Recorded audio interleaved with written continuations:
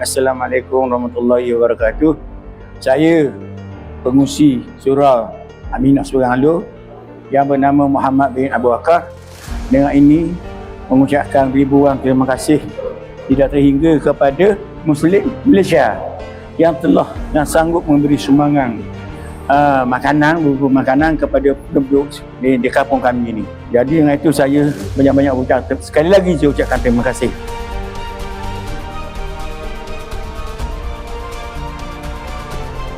Misi dan visi dia adalah dia cuba membantu sebaik mungkin untuk menghilangkan kelaparan.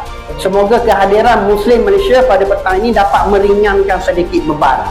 Kalau kita nak menyelesaikan masalah memang tak dapat. Masing-masing ada masalah masing-masing. InsyaAllah kita bantu. Kerana Muslim Malaysia ini dia dapat sumbangan daripada seluruh rakyat Malaysia yang prihatin.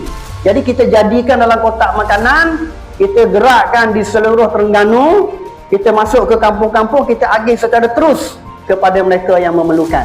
Gembira lah masuk ke. Terima kasih Muslim Malaysia.